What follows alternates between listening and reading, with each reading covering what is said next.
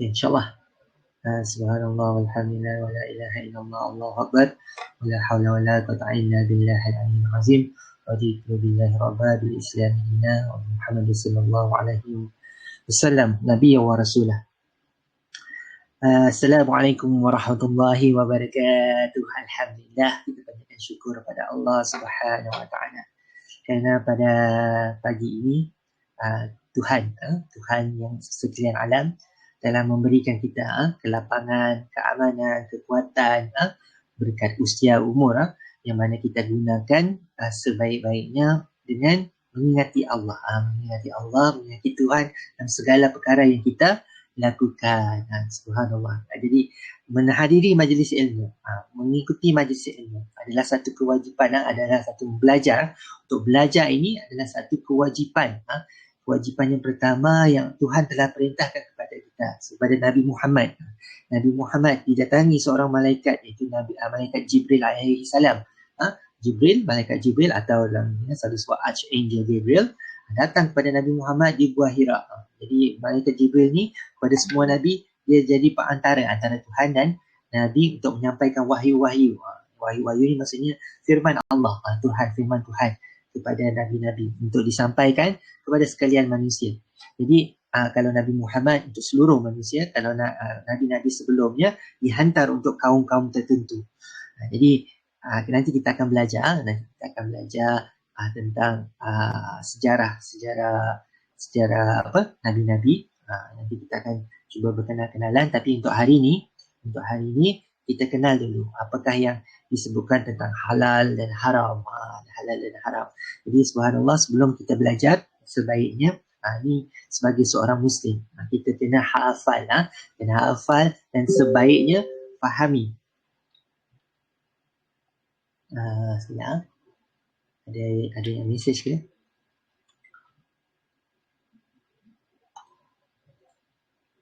Okey, subhanallah.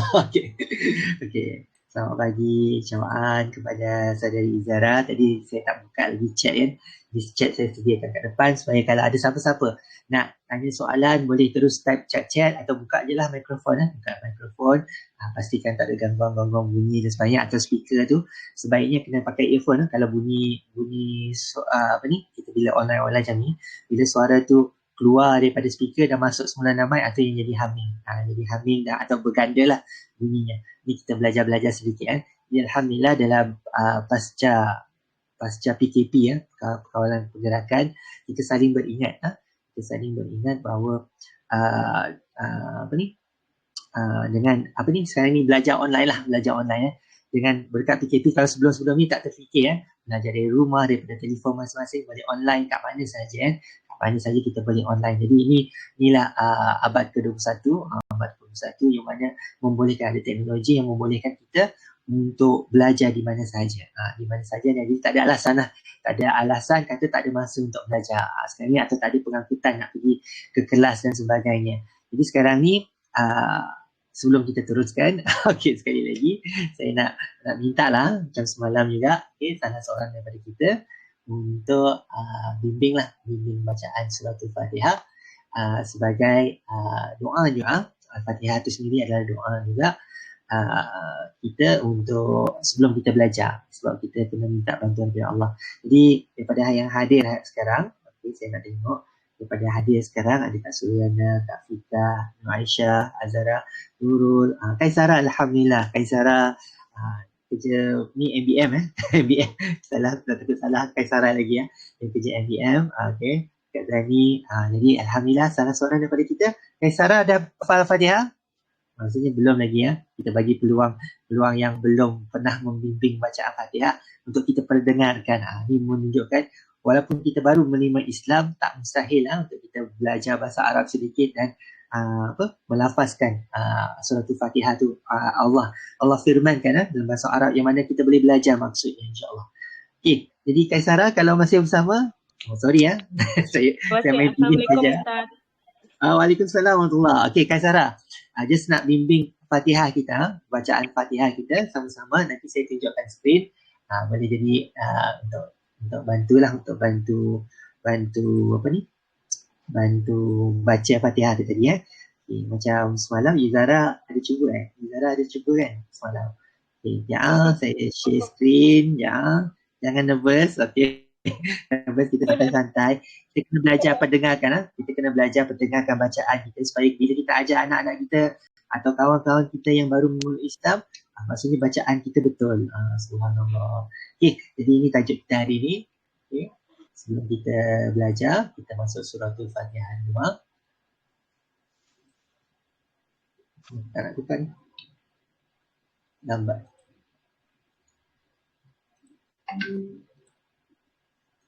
Okey. InsyaAllah. Silakan. Bismillahirrahmanirrahim. Alhamdulillahirabbil alamin. Arrahmanirrahim. Maliki yaumiddin. Iyyaka na'budu wa iyyaka nasta'in. Ihdinas siratal mustaqim. Siratal ladzina an'amta 'alaihim khairil maghdubi 'alaihim waladdallin. Amin. Amin. Bismillahirrahmanirrahim. Alhamdulillah. Bagus bacaannya. Cuma perkataan walad bukan walad, walad. Yang sifat dol lah. Walad dolin. Walad Baca Rumi memang menjadi walad walad. Sorry. Betul lah. Nya lam tapi sebabnya bukan dal. Nya dot walad dolin. Jadi yang huruf dol dia ada sabdu kan. Jadi bila sabdu maksudnya ada dua huruf. Jadi walau boleh bukan walad ya dal, huruf dal lah. Jadi alhamdulillah kita setiap hari Rabu Kamis kita adakan kelas Iqra. Boleh join juga Rabu malam, Kamis malam, Jumaat. Kita boleh belajar sama-sama. Ada beza huruf kan. Jadi kalau kita tengok bahasa Arab sangat detail, sangat baku dari segi sebutan. Sebab kalau kita tengok Al-Quran ni sampai secara lisan kepada Nabi Muhammad. Dan bukan secara lisan saja tapi dihafal oleh Nabi dan disampaikan kepada sahabat-sahabat secara lisan. Jadi kalau kita tengok Al-Quran ni sangat menitik beratkan sebutan panjang pendek, sebutan huruf panjang pendek dan sebagainya. Jadi sebab itulah Allah berani Allah berani sebab Allah memang maha hebat, Tuhan kita memang hebat.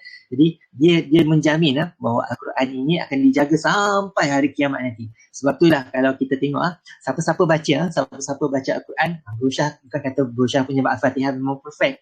Memang ada salah juga, ada silapan. Kadang-kadang kita sebut kita baca laju-laju, silap juga sebutannya tak jaga sebab dia kena berlatih benda tu, kena latih. Jadi dalam dunia Islam yang ada 1.8 bilion, hampir 2 bilion, 2.000 juta.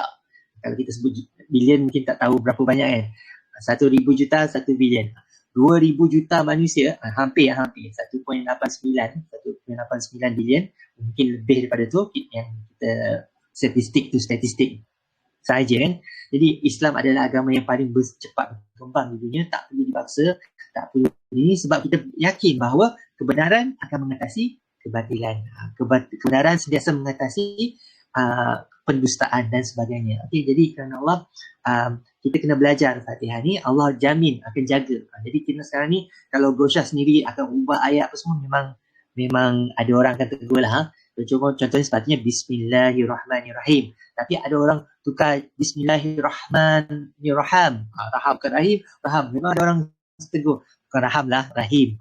Jadi ni dalam dunia Islam sendiri pun, kita kat masjid, siapa sembahyang semua kan. Siapa yang hafal ayat-ayat Al-Quran, Al-Fatihah terutamanya, kita akan betulkan bacaan. Jadi Al-Fatihah ni mesti dihafal. Mesti dihafal sebab dia adalah rumusan Al-Quran. Sekurang-kurangnya kita berimanlah kepada 7 ayat ni, kita ulang-ulang, kita cuba hayati, ambil pengajaran daripada situ. Jadi kerana Allah, sebelum kita teruskan belajar, elok kiranya kita tambah lagi doa. Selain Al-Fatihah, kita tambah lagi doa sebelum belajar dan doa penenang hati insyaAllah. Bismillahirrahmanirrahim. Allahumma aftah alaina hikmataka wansyur alaina wa min hazaini rahmatika ya arhamar rahimin.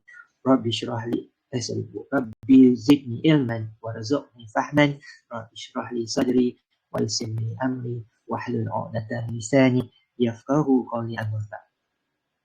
Ya Allah, okey, baca terjemahannya. Bukanlah ke atas kamu hikmah dan limpahilah ke atas kami khazanah rahmat. Wahai Tuhan yang maha pemurah lagi maha penyayang. Wahai Tuhanku, tambahkanlah ilmuku dan luaskanlah kefahamanku. Wahai Tuhanku, lapangkanlah dadaku dan mudahkanlah urusanku.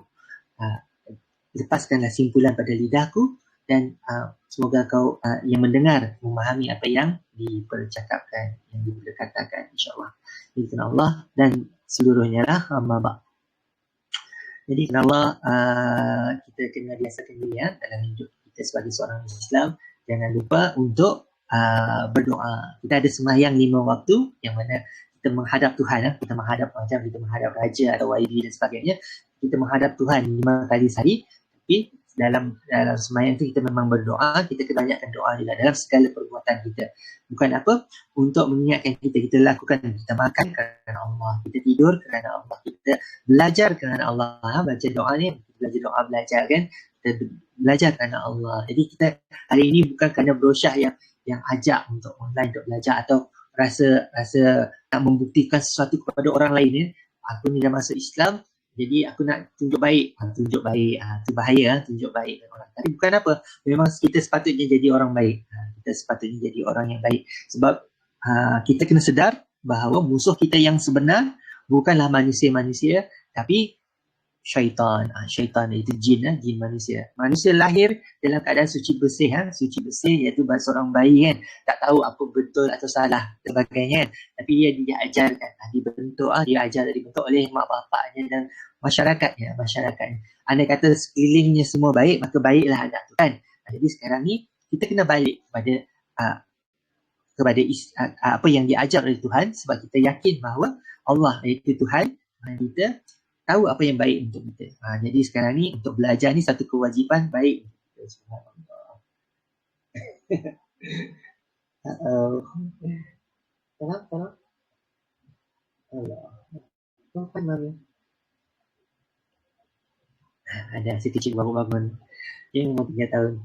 Alright. Jadi kerana Allah, subhanallah.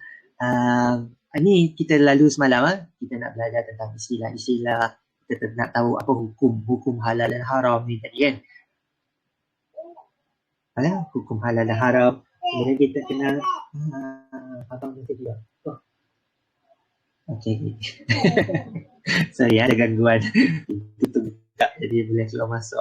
Okay, jadi hari ini kita nak tengok 9 prinsip sambung semalam. Nak masuk 9 prinsip. Boleh tengok rakaman semalam. Kita cerita sedikit macam mana sebenarnya halal dan haram tadi. Bukannya dalam bab makanan saja, bukan dalam bab makanan saja, tapi start daripada akidah kepercayaan kita lagi. Akidah apa yang kita pegang, apa yang kita percaya. Boleh tak kita katakan Allah lebih daripada satu? Itu haram hukumnya. Haram. Jadi ada halal haram juga dalam kepercayaan kita. Boleh tak kita pakai tangkal, pakai azimat, kata benda ni dapat bagi kebaikan, dapat bagi. Boleh ke tak? Tak boleh. Haram juga hukumnya. Kita percaya bahawa ada kuasa yang lebih daripada Allah SWT. Melainkan kita percaya ada khasiat atau ada berkat daripada Allah ciptakan logam atau sesuatu kan. Kadang orang pakai gelang yang untuk apa nama benda tu gelang besi macam gelang besi untuk melancarkan aliran darah kan. Jadi dia secara saintifik kan. Saintifik membantu peredaran darah yang lebih baik. Allah alam. Kalau ada sebab macam tu, kita boleh beriman. Bukan beriman lah. Maksudnya meyakini dengan khasiat daun bidara, khasiat contohnya lemon dapat mencegah kanser kan. Jadi benda-benda macam ni insyaAllah boleh. Sebab ini yang kita sebutkan perubatan Islam. Perubatan Islam yang mengikut syarak, mengikut apa bagaimana Nabi ajarkan. Dan kita yakin bukannya sekadar khasiat benda-benda yang Allah ciptakan, benda yang Allah ciptakan semua yang ni contohnya ada orang kata biji rambutan dapat mengurangkan darah tinggi bawah.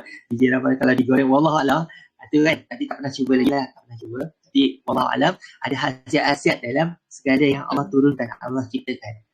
Allah turunkan, Allah ciptakan. Jadi kalau beriman itu boleh, itu dibolehkan. Nanti kita tahu halal untuk diikuti. Dan selain pada khasiat-khasiat tadi, ada doa-doa, ada ayat-ayat yang kita yakini bahawa boleh membantu menyembuhkan kita. Sebab kita tahu bahawa sebenarnya kita bukannya sakit dari segi fizikal saja, kadang-kadang dibuat gangguan makhluk halus.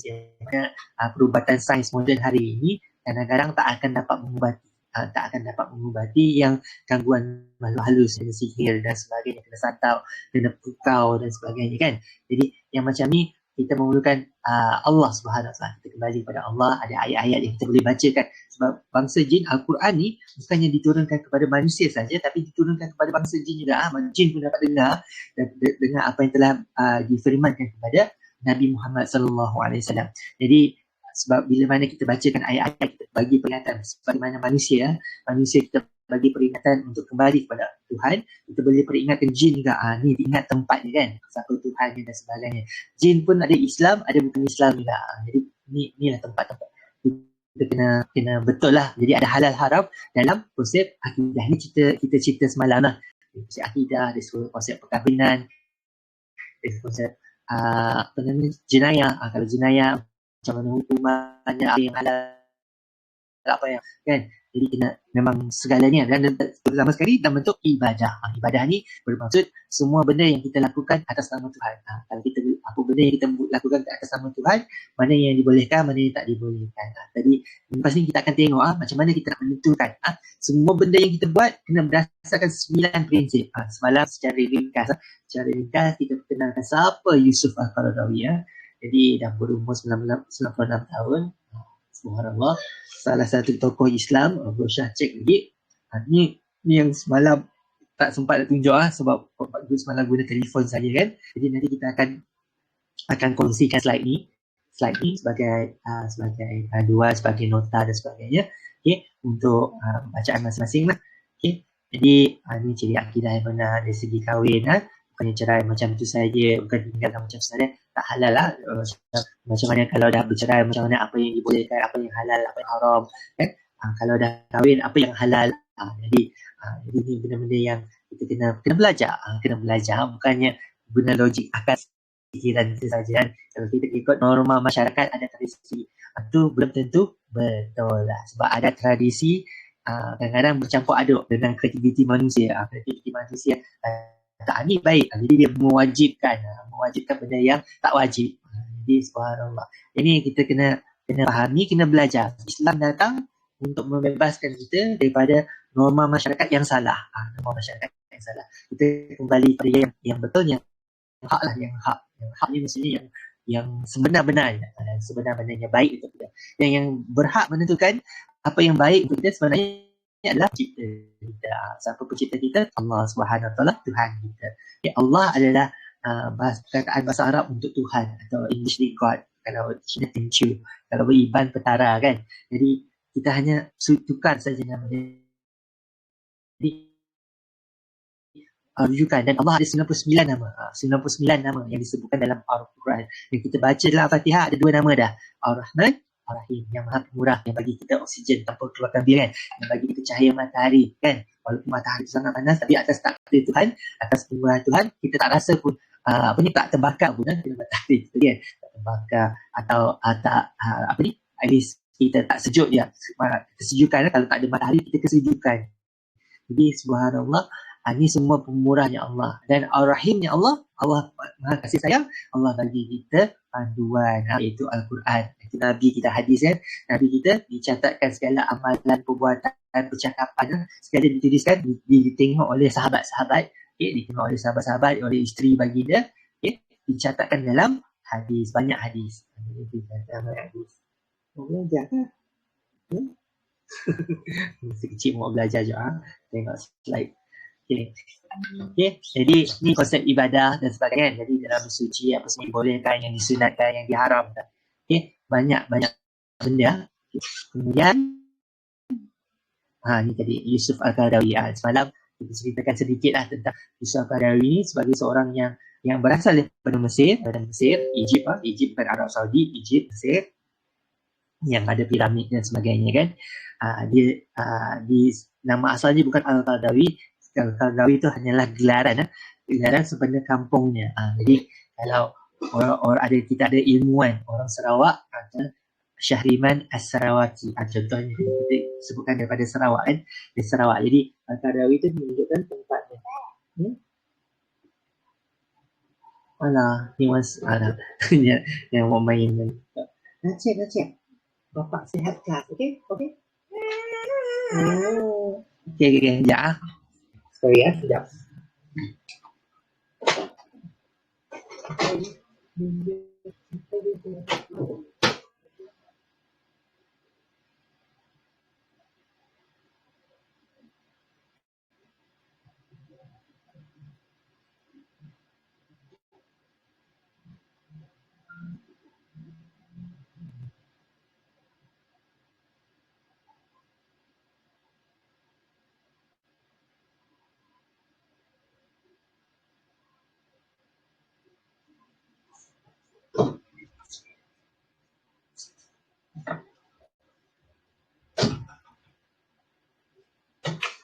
Okey, saya minta maaf atas gangguan ni tadi. Memang tak sepatutnya lah kita kena, bila mana kita ada komitmen kepada anak murid kita atau audiens kita atau tanggungjawab kepada seperti kalau kita doktor, kita ada sakit, tak sepatutnya kita dah bersedia lah untuk memberi komitmen sepenuhnya. Jadi kalau Allah, tapi bila berada di rumah memang satu cabaran lah. Jadi kita nak pergi ke pejabat boleh juga mengelakkan gangguan, tapi pejabat internet lagi ada cari internet dan sebagainya kan.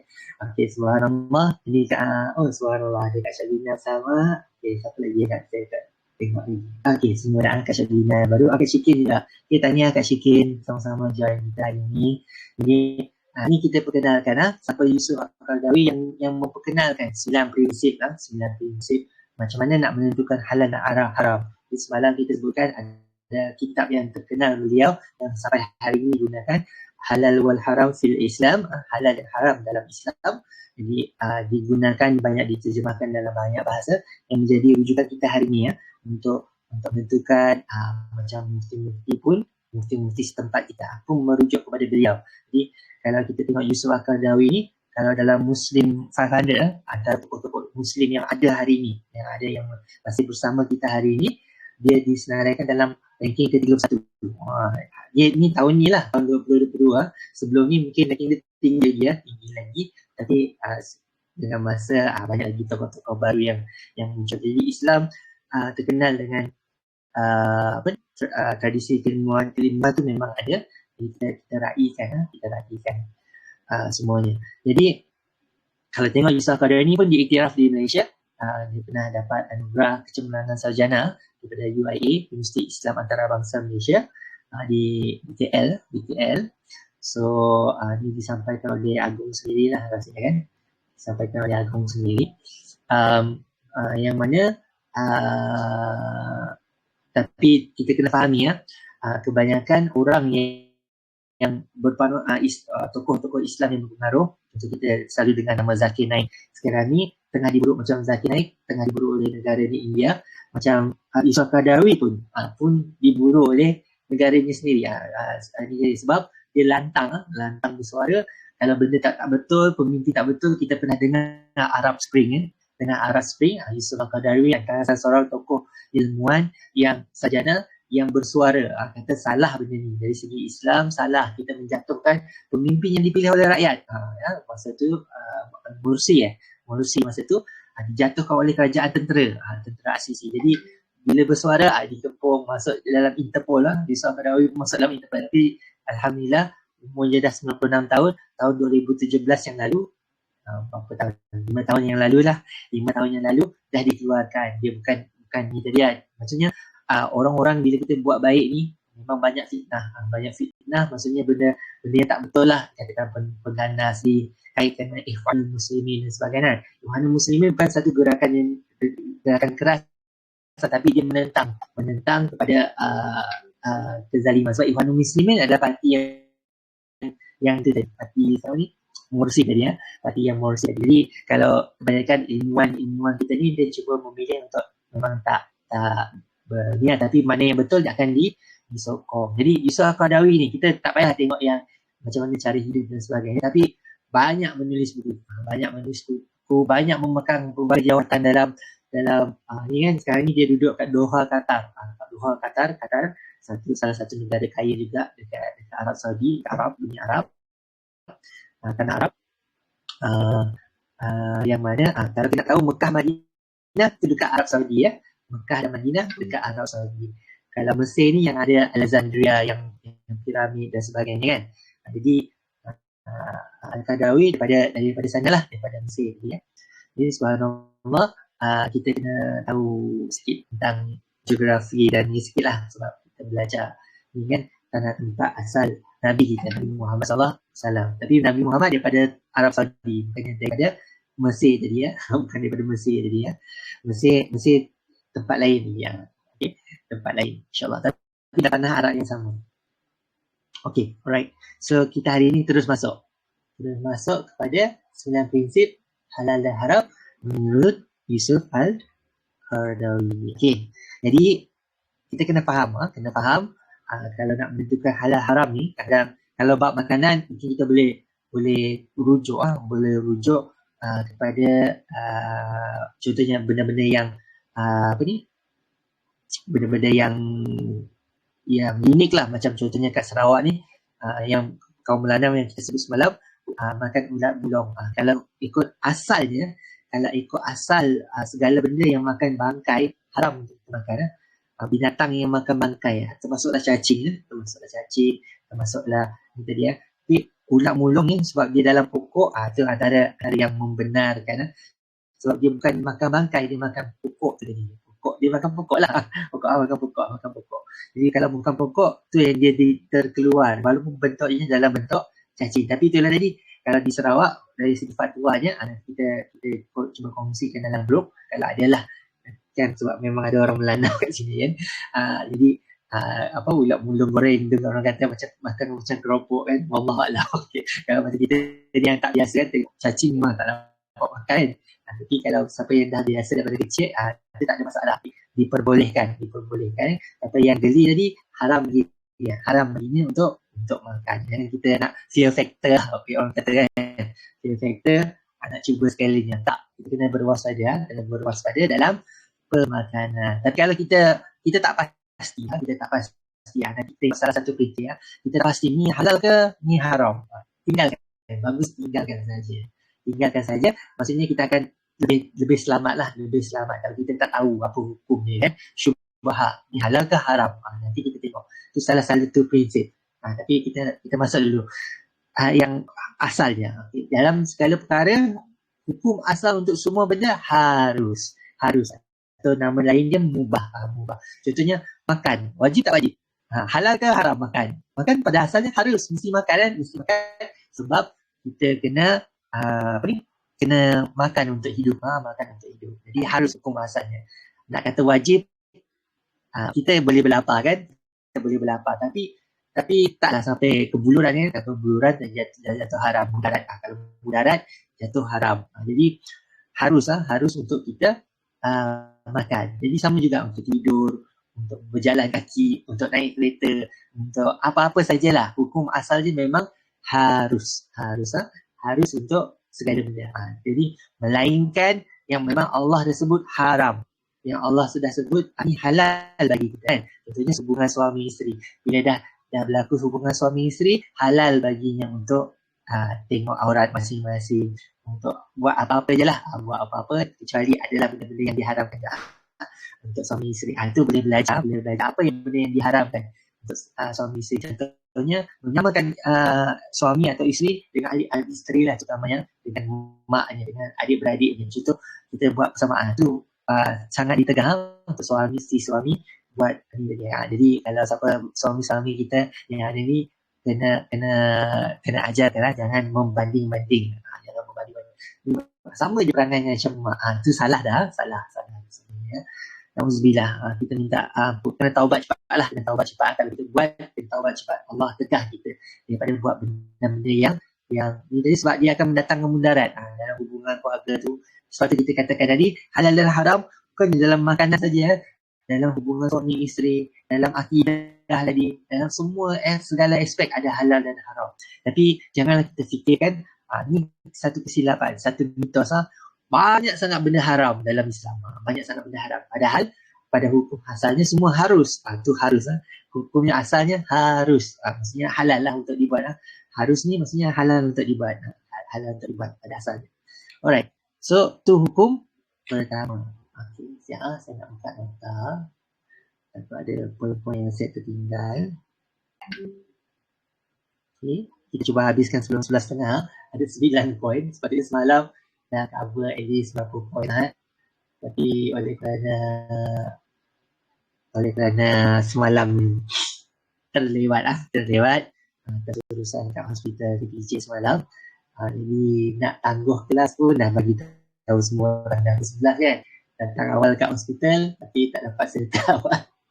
Alright. Memang ramailah. Subhanallah kita tengok banyak-banyak ibu-ibu yang mengandung hari ni. Subhanallah. Yang nak beranak malah doktor pun lewat masuk ni sebab ada kes beranak pagi semalam. Subhanallah. Okey, tak nak lambat sangat bukan.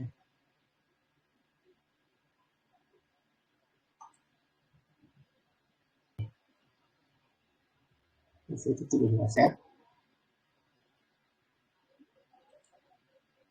Itu lalu banyak.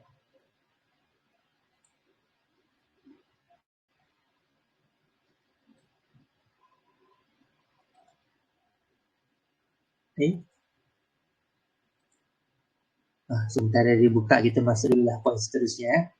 Right. Ini soalan Tuan Jeffrey semalam. Ayah anda Jeffrey semalam. Okay, bolehkah manusia menentukan halal dan haram? Satu ni dia boleh menentukan berdasarkan apa yang Allah telah perintahkan, apa yang Nabi telah sampaikan. Kalau kita tentukan halal dan haram tu, maksudnya taklah bermaksud manusia langsung tak boleh menentukan kan. Kita boleh menentukan apa yang halal dan haram, tapi dia kena bersandarkan kepada apa yang telah Allah perintahkan. Tuhan telah perintahkan. Apa yang halal, apa yang haram ke atas kita. Okey, Aisyah. Okey, ada yang menjawab salam. Okey, berusaha just tengok tadi takut ada yang tanya soalan. Jadi ni soalan ni, jadi ni prinsip kedua. Jadi prinsip kedua bukan kita sekali kita sendiri bukan suka-suka kita nak kata benda ni haram, benda ni halal. Tak bukan sekali kita kena balik kepada ahli ulama kita yang belajar tentang Al-Quran dan hadis yang telah mengeluarkan fatwa bahawa ini halal atau haram. Jadi kita bukan semudah tu kita menentukan sesuatu tu haram atau halal untuk dibuat atau dimakan dan sebagainya kan. Jadi untuk menentukan haram, prinsip kedua ini hak Allah yang telah menyampaikan wahyu kepada Nabi dia, wahyu dan mencapai ilham kepada Nabi kan. Jadi kalau Nabi tak pernah larang, jangan kita pandai-pandai nak larang orang.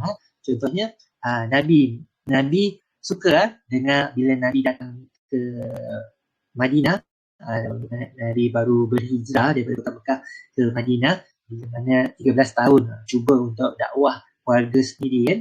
Dekat Mekah tak berjaya dari segi kena ancam bunuh, dan memang ada yang kena bunuh lah. Memang ada yang kena bunuh, ada yang kena seksa dan sebagainya kan, boikot ekonomi dan sebagainya. 13 tahun masa yang singkat bersabar, dan Allah telah perintahkan melalui peristiwa Isra' dan Mi'raj. Kita bulan ni bulan Rajab. Sekarang ni masuk bulan Rajab walaupun sekarang ni Februari bulan Islam, bulan Rajab. Bulan Rajab ni adalah ulang tahun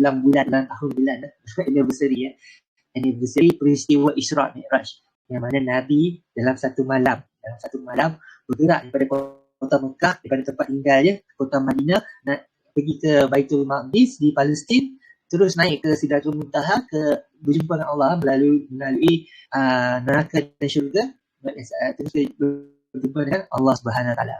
Tapi taklah melihat Allah, tapi melihat nur Allah, cahaya Allah. Jadi ada pandangan situ, ada yang kata melihat, ada yang tak melihat. Tapi kita lebih cenderung pada manusia. Sekali kita masih manusia, kita dapat lihat Allah.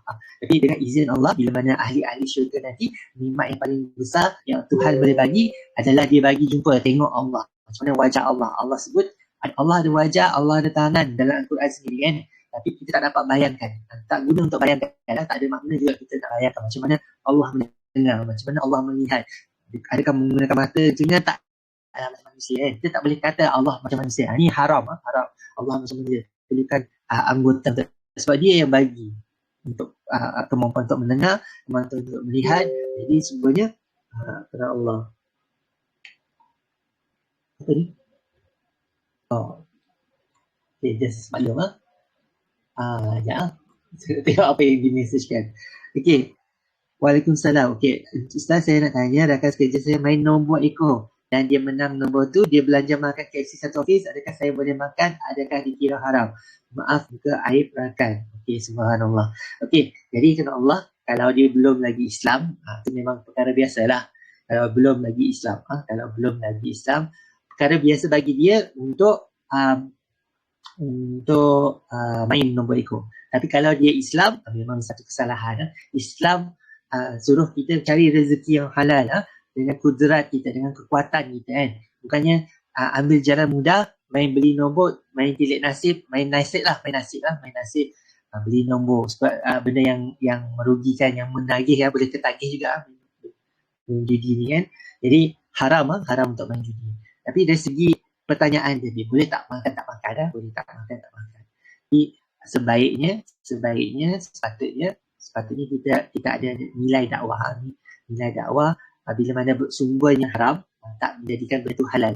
Sumbernya haram, contohnya daripada nombor ekor ni, pendapatan dia ekor, tak menjadikan duit tu halal untuk dimakan. Jadi dari segi hukum, kalau kita boleh kata, kalau kita dapat bagi tahu, minta maaf, saya tak dapat nak join sebab saya tahu ni daripada sumber judi jadi kan, sumber judi. Jadi kalau kita dapat cakap, bagus. Tapi kalau kita dalam, sebab dari segi ni kan, dia belanja dari segi muamalah atau dari segi hubungan lah. Kalau kita tak makan, nanti dia kecil hati dan sebagainya, tu yang ni. Tapi ni kena rujuk satu benda yang susah sebenarnya. Susah juga saya nak kata tak boleh, susah juga saya kata boleh. Susah tak kata boleh. Dia bergantung masing-masing lagi untuk ni, sebab kita tahu dari sumbernya macam mana. Nanti kalau kita memang tak ada ni, tapi kalau kita tak nak putus hubungan, tu tadi diharuskan kita juga untuk jangan sampai terputus hubungan, jangan sampai gaduh dan sebagainya kan. Yang ni satu yang ni. Tapi kalau dari segi mana-mana benda yang haram, contohnya tadi kita ambil rasuah dan kita beli makanan untuk keluarga, tu dah makanan yang haram untuk dimakan kita. Walaupun benda tu pada asalnya halal makan, benda tu ada cop logo JAKIM lagi kan, ada logo halal untuk dimakan. Contohnya KFC ada syariah halal, ya. Tapi kalau dibeli dengan duit yang haram, maka jatuh haram juga. Jadi nanti ada satu prinsip lagi nanti kita akan ceritakan satu prinsip yang ada benda yang haram, niat tak menghalalkan benda yang haram. Jadi kalau benda tu memang haram, contoh judi dan rasuah tadi, dia tak menghalalkan. Contoh niat kita baik, duit tadi banyak, kita sedekah kat masjid, kita sedekah bayar zakat dan sebagainya, tak menghalalkan kan. Tapi kalau kita pernah dengar kadang-kadang kita tak tahu kan, adakah pendapatan kita ni bercampur unsur riba dan sebagainya. Zakat tu tadi mensucikan pendapatan kita. Jadi kita kena bayar zakat, jangan tak bayar zakat lagi. Jadi kadang-kadang dunia hari ni walaupun kita memang kerja yang jujur secara jujur dan sebagainya, tapi kita tak tahu dari segi keuntungan, adakah ada riba. Riba ni haram dalam Islam. Ada interest yang mana semua sekarang ni memang semua benda ada interest kan. Semua benda ada interest. Jadi yang mana kita kena fahami bahawa walaupun kita berusaha untuk mencari yang halal, yang ni paling penting, berusaha untuk mencari yang halal, tapi pasti ada bercampur. Sama ada kita sedar atau tak sedar, pasti ada bercampur. Sebab tu kita kena bayar zakat. Zakat tadi kita bayar balik untuk mensucikan harta kita. Tapi nanti kita akan tengok satu prinsip yang mengatakan bahawa niat tak menghalalkan cara, tak menghalalkan cara atau pendapatan kita ni. Nanti kita akan tengok. Okay, insyaAllah. Alright, so jangan main nombor ekor lagi lah. Belajar untuk jangan main nombor ya. Sempat muntah sekejap. Sebab kita nak terangkan ada dia ni ya.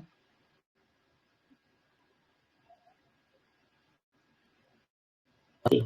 Kalau kita nak kembali kepada Al-Quran, tidak ada surah Asyura ni maksudnya bermusyawarah, syura maksud bermusyawarah.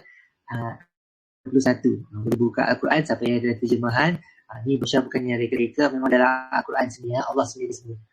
Allah tanya kepada kita, apakah mereka itu mempunyai sekutu yang mensyariatkan agama untuk mereka dengan sesuatu yang tidak diizinkan oleh Allah.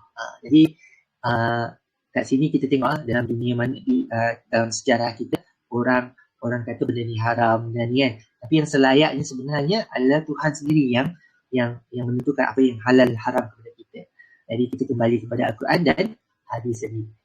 Ni dalam surah Asyura ayat 21. Jadi kita tengok agama yang datang sebelum Islam, agama yang datang sebelum Islam, nabi-nabi yang datang sebelum Islam, Nabi Musa dengan Tauratnya, dan Taurat ni wahyu daripada Allah. Kita yakin sebagai Islam, kita yakin Nabi Musa ada kitabnya sendirian, the Ten Commandments itu tadi, ada ayat-ayat yang Allah sampaikan. Tapi hari ini kita tak tahu apa yang dah ditambah, apa yang dah dikurangkan daripada kitab tu. Sebab diorang tak ada amalan macam Islam. Kita hafal ayat demi ayat, lepas tu kita amalkan dalam sembahyang, kita tilawah dalam bulan Ramadan, kan? Kita tengok semak balik kat situlah. Jadi tak ada amalan. Jadi Taurat yang ada hari ini, Torah yang ada hari ini, yang dalam bangsa Yahudi hari ini, kita tak tahu apa yang betul. Sama juga yang bangsa Nasrani ni, kita tengok Kristian hari ini, kita tengok berapa banyak, beribu-ribu, bukan beratus, beribu-ribu versi Bible, beribu-ribu versi Bible. Dan Bible ni orang kata ni sesat, ni saling sesat menyesatkan, kan? Jadi sesat menyesatkan. Kita tengok dalam Kristian sendiri, Kristian dan Nasrani sendiri. Jadi memang ada, kita yakin bahawa Injil dah sampai, Gospel of Jesus tadi dah sampai kepada Jesus. Tapi hari ni adakah Gospel of Jesus? Kita tengok Gospel of Mark, Gospel of Luke, Matthew, orang-orang lain, bukan Jesus ni. Jadi kita tak tahu apa mesej asalnya telah disampaikan. Tapi selagi mana kita menggunakan Al-Quran, yang mana kita yakini adalah firman Tuhan yang sampai kepada kita 1400 tahun dahulu. Dulu masih 140 surah, sekarang ni pun masih 114 surah. Dulu 6236 ayat, sekarang ni pun 6236 ayat. Subhanallah. Dari segi perkataan 70 lebih ribu perkataan. Wallahualam, 70 ribu perkataan masih sama dari segi perkataan dan sebagainya. Jadi kerana Allah dijaga dari segi Al-Quran itu sendiri. Kalau hadis, kita ada ilmu hadis lagi, nak tentukan hadis tu tingkatannya banyak perawat, sebab banyak manusia, kan, guna perkataan manusia, cara cerita lain, orang yang meriwayat lain, cara cerita dia pun lain. Tapi mesejnya adakah sama dan sebagainya, kan? Kita sendiri dapat menilai. Maksudnya mesej yang sama. Contohnya perintah untuk menunaikan solat 5 waktu, kan? Jadi banyak hadis kena dalam satu banyak hadis yang meriwayatkan, walaupun orang yang berbeza yang menyampaikan daripada Nabi, dia dengar daripada Nabi, seorang pun dengar daripada Nabi, cara perkataannya lain, tapi mesej yang sama, iaitu mesti sembahyang 5 waktu dan sebagainya. Jadi kita kena faham itu, kita sebutkan mutawatir, hadis mutawatir yang banyak orang. Jadi kita sebagai yang kalau dah banyak orang yang ni tadi, kan, dan kita tahu siapa yang sampaikan saya, maka ni hadis yang mutawatir yang boleh kita ikuti, yang kita boleh yakini memang Nabi ada sebut, Nabi buat. Tapi ada juga hadis ahad, hadis yang satu jalur je, tapi dia masyhur, dikenal masyhur, macam diketahui umum. Ni ilmu hadis. Hadis ni satu ilmu yang besar, sebab tadi kita sebutkan ilmu Islam ni sangat besar, banyak yang kita kena belajar lah. Belajar dan terus belajar, insyaAllah. Jadi kalau kita tengok dalam Bible sendiri, bukan orang Islam, orang Kristian sendiri pun mengaku bahawa Bible telah ditambah, dikurang. Bila ada penemuan lagi manuskrip baru, sedar lagi ada penambahan dalam Bible yang asal tu tadi, dibuat lagi versi baru. Jadi kononnya dikatakan jujurlah bila jumpa manuskrip yang lama lagi, dia ni, kan. Tapi tak dapat nak deny, atau tak dapat nak menyangkal bahawa Bible tu sebenarnya memang dah ada tokoh tambah. Yang mana kita sekarang ni susah nak menilai. Sedangkan walaupun namanya Book of Mark, Book of John kan, tapi kalau ikut dari segi penulis, dia orang sepakat bukan John, bukan Mark yang tulis. Jadi banyak orang yang tulis sebenarnya dalam buku-buku kan. Jadi kalau kita tengokkan kisah-kisahnya, bukannya walaupun kisah hampir sama. Contohnya kisah kebangkitan Jesus. Kebangkitan Jesus selepas disalib. Dalam 4 buku utama, Mark, John, Luke dan Matthew, ada cerita yang berbeza. Semua detail-detail semua berbeza. Jadi sebab itulah kita tengok, kita belajar tentang keaslian Al-Quran. Boleh tengok rakaman lepas tentang keaslian Al-Quran. Kajian sebuah universiti di Jerman, dalam 42,000 lebih 40,000 Al-Quran yang dikumpul selama 50 tahun daripada abad ke-12, daripada abad ke-12 sampai ke abad ke-19 dikumpul, tak ada 2 Al-Quran. Ada 2 Al-Quran. Maksudnya semua sama. Sedangkan Bible dikumpul juga 24,000 Bible telah dikumpulkan selama 50 tahun. Kajian sama. Tak ada 2 Bible yang sama. Dahsyatlah, tak ada 2 Bible yang sama. Semua berbeza. Jadi Al-Quran berbeza dengan Bible tadi. Jadi sebab itulah kita kena belajar untuk mula baca Al-Quran. Apa yang Tuhan nak sampaikan kepada kita. Jadi inilah kita sepakatlah bahawa prinsip kedua dalam Islam, kita tak boleh nak menghukum. Kita tak boleh buat hukum lah. Kita sebagai manusia tak boleh hukum. Kita kena kembali pada Allah dan Rasul kita, Nabi juga. Alright. Yang ketiga, kita suka-suka kita nak apa yang dah halal untuk kita haramkan. Apa yang haram untuk kita halalkan. Itu salah. Jadi kat sini prinsip yang ketiga, siapa yang buat macam ni, dia dikatakan syirik. Dia melawan Tuhan. Tuhan dah halalkan untuk kita, kenapa kita nak haramkan? Jadi nanti sendiri ditegur tentang kalau tak silap festival madu tadi diharamkan. Jadi madu sangat baik untuk kita makan, ubat segala penyakit. Kalau boleh amalkan selalu untuk kesihatan kita lah. Khasiat dalam madu tu sendiri kan. Jadi ada surah dalam Al-Quran sendiri, ada surah An-Nahl, surah lebah tentang menceritakan tentang lebah tu sendiri. Jadi subhanallah, kita kena belajar kat situ apa yang telah dihalalkan, jangan kita nak haramkan. Apa yang haram, jangan kita nak halalkan. Jadi siapa yang buat macam ni syirik. Apa yang disebut maksud syirik, dia melawan Allah, dia memberi sekutu kepada Allah. Dia lagi yang pandai nak jadi Tuhan, nak menentukan hukum. Ini bersandar kepada hukum kedua tadi yang mengatakan bahawa hanya Allah je yang boleh menentukan hukum halal dan haram. Okey. Jadi saya tengok sikit nota.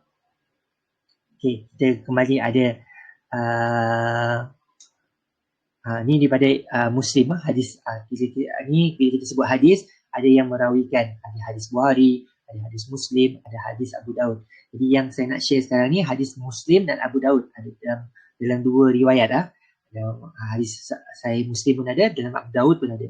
Okay. Jadi Nabi sebut apa? Baginda Nabi Muhammad SAW sebut apa? Ingatlah, mudahan-mudahan binasalah orang yang berlebihan itu. Berlebihan itu sebanyak 3 kali. Diulang sebanyak.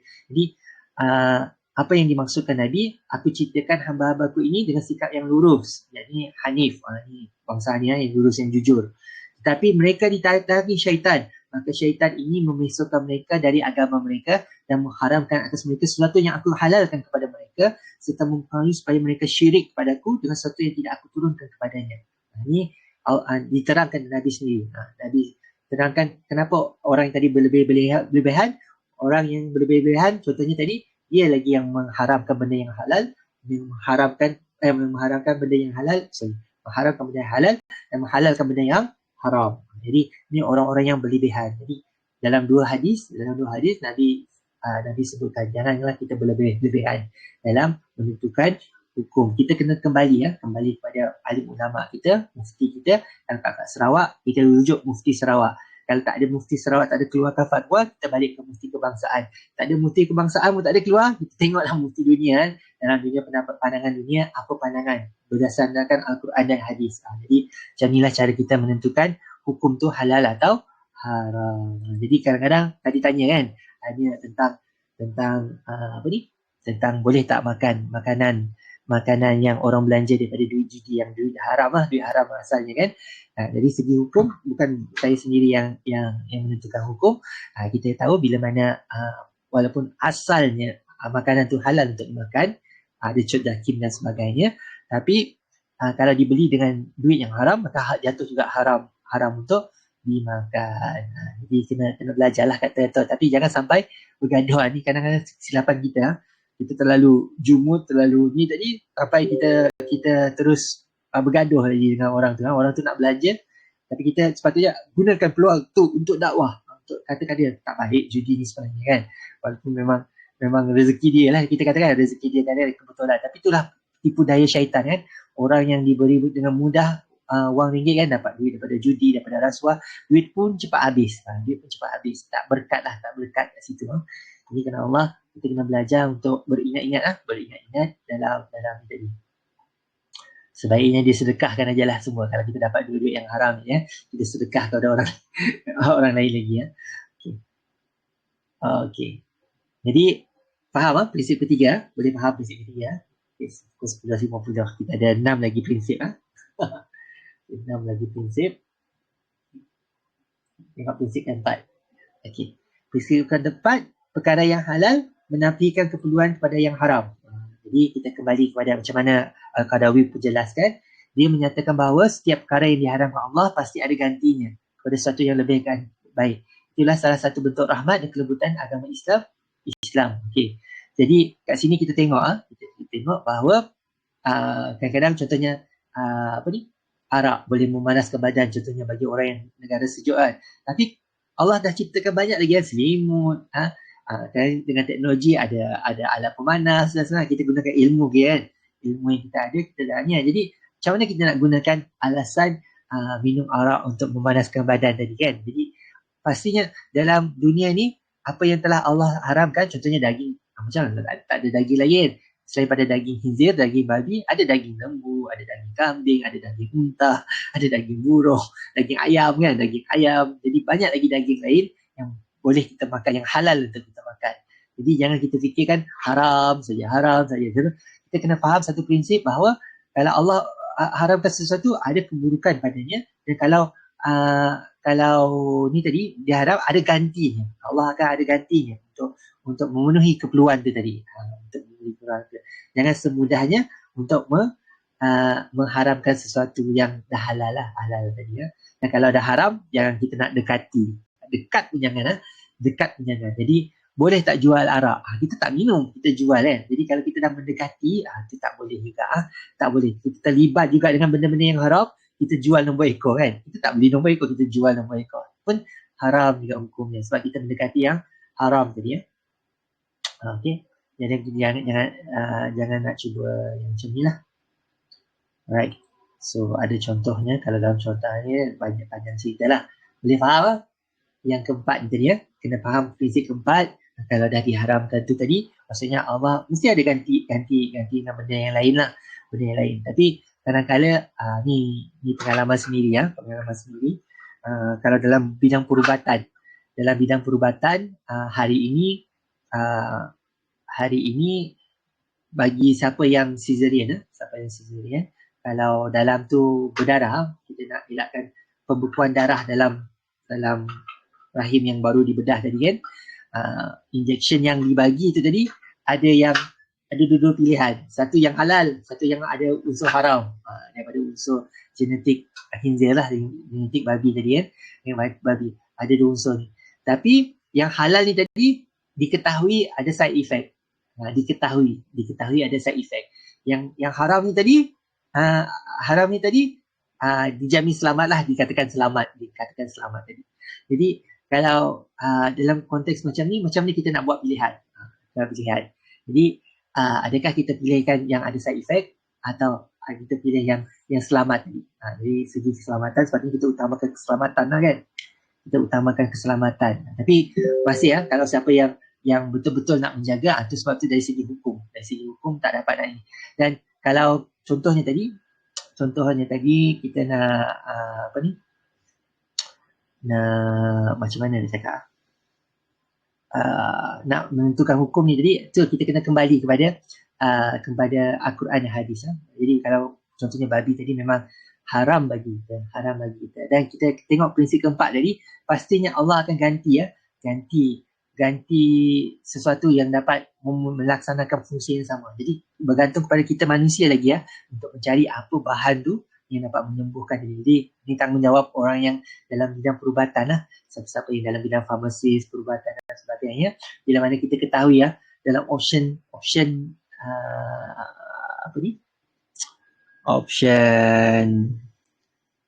ni yang nak mencairkan darah ni tadi, darah yang berkuning tadi, takut ada pembekuan darah, kita kena pilih benda yang halal bagi kita, yang tak mudarat atau kurang ni.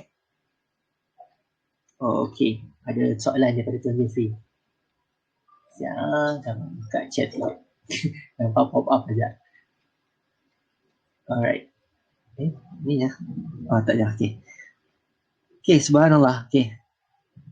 Apakah hukum kita minum semeja dengan orang yang minum arak? Subhanallah. Okey. Ni setakat tu saya dah hukum kita kembali kepada hukum yang setahu kami Setahu kami saya dah hukum yang menyatakan bahawa haram untuk duduk. Haram untuk duduk. Duduk aja bukan kita minum Duduk semeja dengan orang yang minum arak.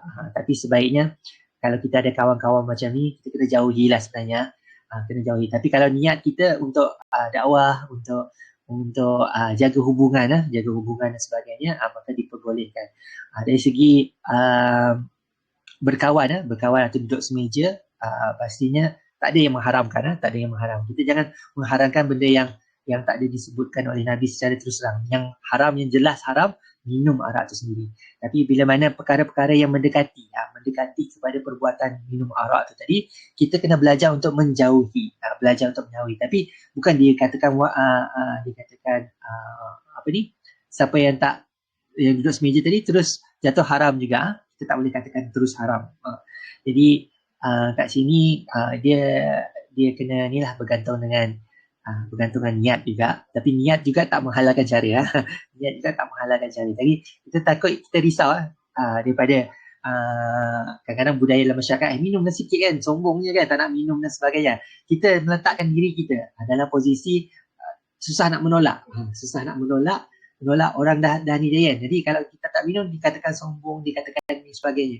Jadi sebaiknya kita belajar untuk menjauhi. Kata saya seorang Muslim, minta maaf saya tak minum tapi kalau kita nak minum, saya order air sendiri. Kita dah awal-awal supaya orang tu tak kecil hati. Jadi dari segi hukum untuk duduk tu bergantung. Sebab kalau kita jenis yang nanti tak pandai nak kata tidak, bukan semua orang pandai katakan tidak kan. Jadi sebab tu bila kita dekat dengan orang yang paling merokok, kita pun merokok juga. Itu yang bahaya. Kalau iman kita kuat, itulah cerita. Iman kita kuat memang macam mana sekalipun orang ajak kita merokok atau makan dadah lagi teruk makan dadah dan sebagainya, kita takkan. Sebab tu belajarlah untuk mendekati orang-orang yang baik-baik yang tadi jadilah. Jadi jangan letak kita dalam posisi yang tak selesa nanti. Nanti diminta minum dan sebagainya kan. Jadi segi hukum saya tak dapat nak katakan haram, tapi kita diharuskan untuk menjauhi, letakkan diri kita dalam kedudukan kita yang nanti terpaksa katakan tidak dan sebagainya. Jadi kita kena jelaskan sebaiknya. Okey. Jadi saya Syikin pula tanya soalan, macam ni ngangkat arak macam nanti kami dari Glory Boss yang sudah ngangkat arak lagi. Okey. Jadi subhanallah. Jadi bila kita terlibat dengan bila kita terlibat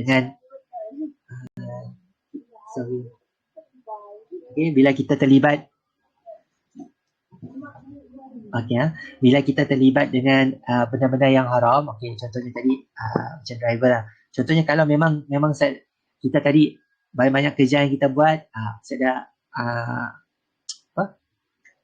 kalau kita dapat kata tidak kepada bos, boleh kita kata tidak. Tapi kalau dah yang pekerjaan kita, tapi sebenarnya kerja pun pilihan kita. Ada yang soalan tu tadi, suami tadi bawa lori dan apa yang bosnya suruh mbak, antara baba yang suruh mbak adalah arak tadi. Adakah haram hukumnya? Jadi kalau ikut hukumnya tadi, apa-apa yang terlibat, contohnya tadi kita memang masih boleh makan babi. Jadi jual babi pun cik boleh sebenarnya. Okay, sama juga konsep yang jual atau tolong, kita tolong dan sebagainya pun cik boleh sebenarnya. Tapi bila bab mencari rezeki tu tadi, kalau ada kerja lain, carilah kerja lain. Tapi kadang-kadang dah si dapat ya aja rezeki kita ada masa tu, kita minta ampun banyak dengan Allah sebab kita terlibat dalam penghantaran. Kita menganjurkan masyarakat untuk jadi rosak sebab arak tu bukan satu yang baik kan. Orang mabuk, orang gaduh, orang aksiden dan sebagainya kan, dan mendatangkan mudarat, mendatangkan ketagihan, mudarat dan sebagainya. Jadi bila mana kita terlibat, kita pun menyumbang kepada mudaratan masyarakat kita. Jadi sebaiknya kalau boleh carilah kerja lain, cari kerja lain yang si terlibat dengan benda-benda yang haram tadi, benda-benda yang haram. Jadi kadang-kadang kita nanggap rokok pun halal, rokok pun macam seolah-olah halal kan, halal untuk dihisap, untuk dijual kan. Jadi kita nak beli rokok pun kalau ikutkan, jangan kita terlibat. Kita sepatutnya nasihatkan orang ni. Jadi itu benda yang mudarat kepada kita. Jangan kita nak teruskan. Jadi jangan, sebetulnya jangan kita sama, sebab kita tahu hukum asal benda-benda tu kan, hukum asal benda tu memang haram. Jadi nak mendekati pun sebab kita diharuskan untuk menjauhi. Tapi bila mana benda yang tadi, kami mesti dapat madah haram untuk tidak teruskan kerjaan tadi sebab dah arahan bos dan sebagainya. Tapi kita ada pilihan untuk cari kerja lain dan sebagainya kan. Untuk pilihan yang diletakkan ke atas kita untuk sama ada untuk terus terlibat menyumbang kepada kemudaratan masyarakat, atau kita mementingkan diri aja, perut nasi kita aja kita pentingkan. Jadi subhanallah, semoga kita dalam kalangan orang yang sentiasalah nak mencari yang halal tadi, berusaha untuk mencari yang halal. Kalau kita beriman, carilah yang halal. Okay. Alright. Okay. Untuk yang selalu berlaku, cari helah. Okay. Wasilah atau helah untuk melakukan haram adalah haram. Okay. Kalau asalnya bendanya memang haram, kita cari helah kan. Contohnya ada rusah. Ada rusah untuk siapa yang berpuasa di bulan Ramadan. Aku tak kepak gila tu, cari helah lah. Dan sengaja kerja sampai si tahan lah. Kerja sampai si tahan. Rasa si tahan lalu buka puasa. Itu haram lah. Benda yang sepatutnya dah diwajibkan ke atas kita, cari helah. Jadi haram hukumnya mencari helah tadi. Apa-apa benda yang membawa kepada benda haram, maka yang kita nak cari cara. Jadi sama macam cerita tadi lah. Padahal kita boleh je jadi driver untuk company lain, untuk bos lain yang ada kaitan dengan benda-benda yang haram. Tapi kita cari lah, tu ajak perut nasi, kita bagi alasan kepada diri kita sendiri lah. Tu ajak perut nasi kita dan sebagainya kan. Aku siap kerja lain, kerja pub je dapat. Jadi tu cari helah namanya kan. Cari helah namanya. Jadi siap ada istilah mencari helah. Benda yang haram tak haram. Okey, itu kita ambil sebagai contoh. Sebagai contoh apa yang berlaku kepada kaum-kaum sebelum tu, kaum Yahudi yang didatangkan Taurat kepada mereka. Nasib siap dalam macam tu. Kalau kaum Yahudi pada asalnya kaum Nabi Musa pada asalnya hari kebesaran setidaknya kalau kita hari Jumaat, kaum Yahudi diberi hari Sabtu, kaum Nabi Musa, kaum Nabi Isa diberi hari Ahad, So pada hari Sabtu diharamkan orang Yahudi untuk pergi tangkap ikan. Diharamkan untuk pergi tangkap ikan. Tapi macam ni helah yang dipolahnya tadi, hari Jumaat yang pasang jala pasangnya kutip pada hari Ahad.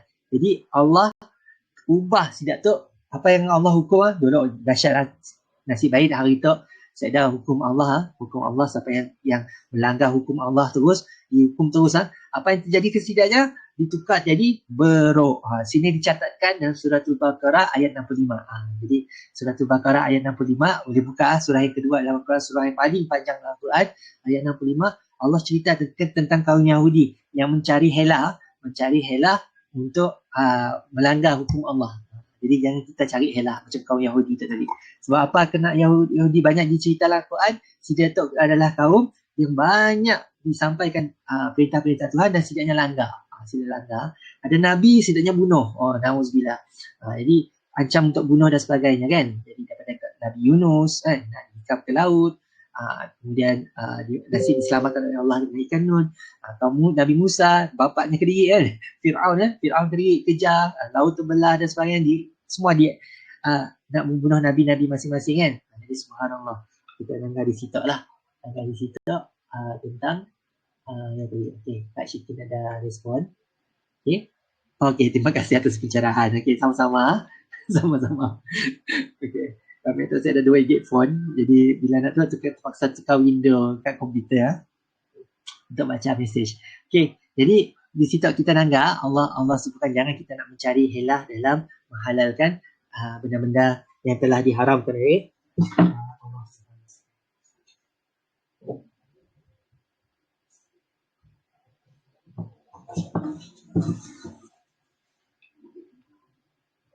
Subhanallah.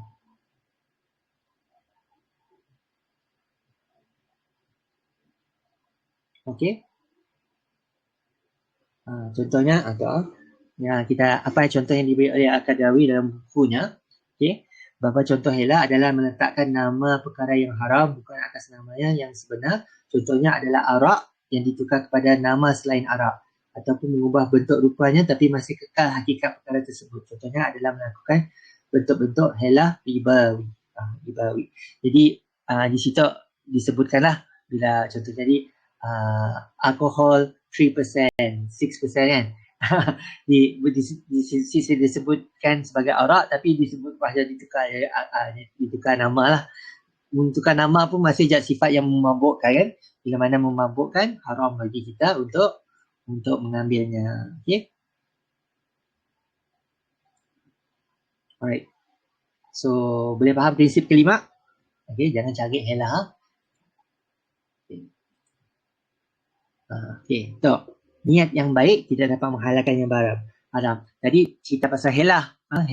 Kedua, niat yang baik. Contohnya tadi, kalau aku nak nombor tu, aku akan belanja semua ahli keluarga aku pergi umrah, pergi ziarah kota Mekah, Kaabah dan sebagainya.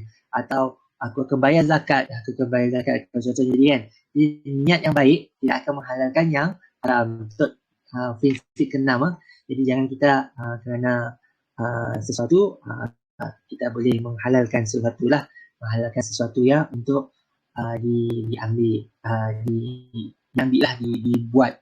dibuat dia niat ya. Jadi contohnya tadi kita langgar gitu dalam bidang pembangunan lah, construction lah, dalam bidang pembangunan atau kadang dalam bidang pendidikan pun ada pendidikan pengurusan sekolah, bidang immigration hari itu kan. Banyaknya rasuah berleluasa dalam masyarakat kita sedikit berleluasa yang mana kita kadang ada benda yang ada perlukan duit suapan lah, untuk dapat projek, untuk dapatkan sebagainya lah. Okay. Jadi sampai safety officer pun kena beri juga untuk supaya si dihukum, si ikut piawaian dan sebagainya. Jadi benda macam tu niat yang baik siapa menghalalkan cara menghalalkan benda yang haram. Kalau haram contohnya rasuah tadi tetap haram hukumnya. Okay, walaupun kita ada niat macam ni pun untuk gunakan duit ke apa yang tadi untuk kebaikan tadi kan. Okay, jadi kata Allah kata Nabi kita dalam satu hadis yang diriwayatkan oleh Al-Bukhari, sesungguhnya setiap amalan itu bergantung kepada niatnya dan setiap orang yang mendapat berdasarkan apa yang diniatkan. Okay. Jadi disebutkan situ lah ada kaedah fikih yang mana si boleh mencampurkan haram-haram dalam mendapatkan, walaupun niat asalnya baik, walaupun kita niat kan untuk sedekah air kat masjid pada hari Jumaat, atau kita niat untuk Niat untuk sembahyang duha pagi tu contohnya tadi kan. Tapi Sik sempat sembahyang duha. Daripada kelas dah start kan. Kelas dah start dan sebagainya. Jadi Sik sempat. Tapi niat tadi dah dikira. Ya, dari segi amalan, niat dah memang dah dikira. Tapi kalau kita niatkan sesuatu berdasarkan bersandar pada benda yang nyata haram. Contohnya tadi, aku dapat komisen rasuah tu tadi. Komisen rasuah tu tadi projek tadi, aku akan sisir. Niat yang Sik akan dikira. Niat yang Sik akan dikira sebagai sesuatu yang baik. Sesuatu yang baik. Bila benda yang memang dah nyata haram. Okay. Dalam suratul Mu'minun Allah sendiri sebut okay. Suratul Mu'minun Allah sendiri sebut sesungguhnya Allah ayat 51 sesungguhnya Allah Ta'ala itu baik, tidak menerima kecuali yang baik-baik. Sesungguhnya Allah memerintahkan kaum yang beriman dengan apa yang diperintahkan kepada para nabi. Lalu Tok Nabi membaca, wahai para rasul, makanlah daripada yang baik-baik, kerjakanlah amal soleh. Jadi buat yang baik-baik, kerjakan benda-benda yang baik-baik, yang amal soleh yang Tuhan telah syariat kepada kita. Jadilah benda yang baik-baik itu yang diperintahkan kepada kita. Kalau benda yang si baik asalnya, yang Allah sebut sendiri si baik, maka secara istilah Allah akan terima sedekah yang daripada benda yang si baik tadi. Okey. Kemudian surah Al-Baqarah ada ayat yang lain, Allah sebutkan untuk yang Allah sebutkan tentang makanan kita. Dan wahai orang-orang yang beriman, makanlah yang baik-baik daripada apa yang kami rezekikan kepada kami. Jadi semua yang baik-baik, halalan, thayyiban. Kedua-dua tu kena makan. Yang bukan yang halal saja, ada cop jais halal, tapi kena baik juga lah. Itu baiknya untuk kesihatan kita. Ada soalan? Okey. Sial. Maaf diterima. Alhamdulillah ada kajian kita ajak pagi tu. Sambungan semalam. InsyaAllah ada rakaman, boleh dengar balik. Bahagian awal yang 6 prinsip pertama yang dah dijelaskan tu lah. Okay. Jadi untuk memahami lagi tentang konsep niat si boleh menghalalkan benda yang haram. Okay. Barang siapa yang mengumpul harta atau hadis daripada Nabi kita Nabi SAW diriwayatkan oleh Al-Hakim. Okay. Barang siapa yang mengumpul harta dari barang yang haram, kemudian dia sedekahkan, tidak ada ganjaran untuknya atas sedekah itu, dan dosanya dari pekerjaan itu adalah menjadi tanggungjawabnya. Jadi kita tahu kita terlibat kan dalam bidang yang memang dah tahu haram untuk kita, jual rokok, jual arak, jual dadah lagi kot lah. Dadah lagi kot kan. Jadi walaupun kita asyik makan dadah tadi, kita terlibat dalam jadi kita bertanggungjawab atas tindakan kita. Dan apa-apa yang kita lakukan apa yang kita buat dengan duit yang kita dapat daripada sihat tadi, kita sedekahkankah, kita gunakan untuk kebaikan, si akan dikira, si ada ganjaran untuk sedekah tadi. Untuk daripada hadis Nabi tadi Nabi kita menyebut. Jadi kita boleh yakin bahawa Al-Quran, Allah sendiri dan Rasul sendiri di mana saya ada manfaat daripada benda yang kita peroleh daripada benda yang haram. Okay. Kita gunakan untuk buat kebaikan, tapi saya ada pahala kat sini. Allah akan siapkan dulu. Jadi kita nak faham prinsip ke-6 tu tadi.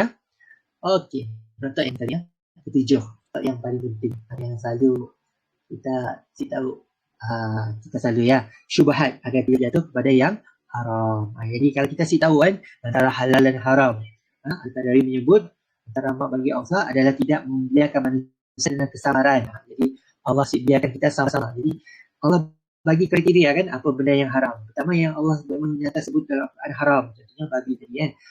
Sebut haram, kita boleh pergi YouTube tengok keburukan daging babi tu tadi daging babi tadi untuk dimakan, walaupun tadi mudah, senang untuk diternak dan sebagainya kan. Makan apa aja benda kan. Jadi tapi haram untuk kita makan. Untuk ujiannya kan, kalau Nabi Adam diuji dengan jangan makan buah daripada pohon tuli, kita diuji jangan makan daging tu tadi, satu daging tu tadi. Daging lain boleh. Daging lain yang disembelih lah, yang disembelih, yang makan darahnya, sembelih tadi untuk menghindarkan kita makan darahnya tadi Okey. Kemudian ada segi air tadi, semua air boleh, kecuali air arak tadi, yang memabukkan. Air-air yang memabukkan. Bukan arak je, benda yang memabukkan. Kalau tapai tadi kan dah over kan, tapai dah over, jadi alkohol kan boleh memabukkan. Jangan kita terlebih lah, kita minum tapai tadi dah jadi tua. Tapai tadi dah jadi tua, boleh lah boleh untuk dimakan lagi bila dah mabuk. Jadi air-air yang memabukkan, khamar tadi ya, khamar. Right. So kita kena hindar bila mana kita kasih tahu benda yang sama-sama kepada kita kena hindarkan, kena jauhkan kita soal hukumnya, kita belum menjadinya, cuba dengan pola dulu lah, selagi kita si yakin dan Allah pasti ada panduannya, tinggal kita nak belajar, kita tinggal nak bertanya kepada yang lebih tahu daripada kita untuk rujuk kepada alim ulama yang ada belajar Al-Quran dan hadis yang menentukan hal haram. Saya kita konsep mufti tadi mufti yang akan bersandarkan Al-Quran, hadis. Sekarang Al-Quran, hadis ada yang akan buat kiasan daripada contohnya tadi arak tadi kan, benda yang memudaratkan, benda yang tadi maka rokok tadi pun boleh sama juga konsep yang memudaratkan, walaupun saya dah sebut rokok dalam Al-Quran rokok dalam Al-Quran saya sebut, hadis pun saya dah sebut rokok zaman Nabi belum ada istilah rokok lagi rokok yang tadi belum ada, rokok belum ada. Jadi menghisap rokok yang tadi, bila kita hari tu dengan dunia sains hari tu, kita tahu dia ada 40 lebih racun, 40 lebih buat racun yang boleh disenaraikan. Dalam rokok, satu batang rokok ada 42 lebih racun. Kita hisap masuk dalam paru-paru kita, memang satu bukan benda yang baik. Kita menghisap racun untuk dalamnya. Jadi memang benda yang tak baik, memang merosakkan. Jadi yang kita nak teruskan. Jadi bila kita tak ada ilmu, pada hakikatnya kita bernafas tak, perlukan rokok kan. Perlukan rokok, kerana kita nak tambah satu kebiasaan atau satu ketagihan yang kita tidak perlukan. Bukan ya merosak, bukan ya malah kita sakit, tapi juga menghabiskan duit. Yang RM1 juga. Jadi kita membakar duit istilahnya tadi. Jadi jangan, kalau kita tahu memang haram kita tinggalkan. Apa kalau kita subha, kita tahu apa hukumnya, sebaiknya kita tinggalkan. Right? Okay. Kita kena faham bahawa ada yang sama-sama, bila mana yang sama-sama tu sebab kita belum belajar, belum tahu. Tapi pastinya segalanya yang dalam Islam dapat ditentukan apa halal dan haram. Kita sama-sama tu atas kekurangan ilmu kita, kemampuan kita untuk menentukan hukum berdasarkan apa yang Allah telah perintahkan. Jadi kita kena kembalilah kepada alim ulama kita, mana yang lari dari. Dan memang ada perbezaan pandangan. Contohnya dalam mazhab Syafi'i kita di Indonesia, kita menggunakan mazhab Syafi'i. Kita ada masalah kat Sarawak makan laksa Sarawak. Laksa Sarawak ada udangnya jadi udang. Tapi kalau mazhab Hanafi dia mengharamkan makan udang tadi. Kenapa? Kita secara hukumnya kita kena, jangan kita pada salah terus. Macam ni apa hujahnya? Jadi udang tu nya ada lifespan yang sangat pendek. Asalnya berapa minggu ya udang tu. Dan oleh kerana lifespan yang sangat pendek, dia sempat ada proses pencernaan. Jadi segala najis yang terhasil dalam beberapa minggu tadi yang makan minum pasti akan keluar najis kan. Makan minum dalam laut Allah Allah. Udang tadi bilanya makan akan keluar najis kan. Najis tadi akan kekal dalam badannya, dalam cangkerang jadi yang mana bila mana kita Islam tu, bila kita yang kita kat Malaysia tu, silah kita makan kotorannya tadi najisnya tadi kita akan buang kan, kita akan bersihkan udang sebelum dimasak dan sebagainya, menyebabkan kita bukan makan najis. Tapi kalau Hanafi tadi, oleh kerana dia kata dia bersebati, hujahnya tadi najisnya tadi bersebati dengan daging udang tadi. Sebabnya kita nanggap daging udang tu kolesterol tinggi kan. Udang kolesterol tinggi boleh menyebabkan banyak LG dan sebagainya. Jadi wallahualam, tapi kami bukan madah udang haram makan kita di situ dibolehkan. Tapi bergantung jangan kita makan najis udangnya tadi jangan makan. Wallahualam. Jadi doktor kita kena elakkan. Kita boleh makan najis memang tak haram kan, tak haram untuk dimakan. Jangan kita makan najis, benda-benda yang najis, jadi jangan dimakan. Alright, so jadi disimpulkan situ dalam satu hadis sesungguhnya halal itu jelas dan sesuatu yang sesungguhnya haram itu jelas, dan di antara keduanya terdapat perkara yang samar, iaitu syubhat. Itu bukan syubhat. Perkara yang syubhat tidak diketahui oleh kebanyakan manusia. Kebanyakan manusia kita sih tahu. Kita sama-sama kan, kita tidak. Tapi ada manusia yang tahu. Sebab kita balik kita rujuk balik. Adakah baik untuk adakah halal untuk dimakan atau haram untuk dimakan? Jadi sama-sama. Barang siapa yang mengelakkan dirinya daripada perkara yang sama, bermakna dia telah membersihkan agama dan kehormatannya. Barang siapa yang terjerumus dalam perkara yang sama, maka dia terjerumus di dalam perkara yang haram. Jadi bahaya. Bila mana kita sih tahu apa hukumnya, kita belasah aja. Teruskan aja. Jadi bahaya kan terjerumus pada benda yang haram. Jadi kena belajar, kena tanya adakah benda itu halal atau haram untuk kita konsumsi atau makan. Jadi makan. Ya, dari segi bab makan lah. Kalau dari segi perbuatan, kena cek juga. Boleh kasih boleh kan. Kalau contohnya tadi, kita pun pendapatan bercampur dengan unsur haram tadi. Jadi macam ni. Dalam Islam, contohnya kerajaan Malaysia dalam ASB, atau kami je cerita je lah ASB ya. Amanah Saham pun itulah. Melabur dalam Maybank. Kumpulan Maybank. Kemudian Maybank melabur lagi dalam Toto. Melabur dalam syarikat Toto. Jadi macam ni, dividen yang diberikan oleh Maybank kepada ASB kepada kita dah bercampur antara halal dan haram. Jadi bila campur halal dan haram macam ni konsepnya tadi. Jadi kalau fatwa kebangsaan melabur dalam ASB tu lah, Amanah Saham Mitra, diharuskan. Itu fatwa kebangsaan lah. Tapi dari segi pelaburan itu banyak yang patut syariah. Sepatutnya kita boleh memilih untuk melabur dalam kewangan yang tidak ada campur unsur halal dan haram tu ya. Jadi insya-Allah kena kembali kat sia lah. Masing-masing bola pilihan. Jadi contohnya tabung haji. Memang pendapatan tabung haji di sini daripada perhotelan, daripada urusan nak menguruskan tabung haji, dan setidaknya pun banyak melabur juga.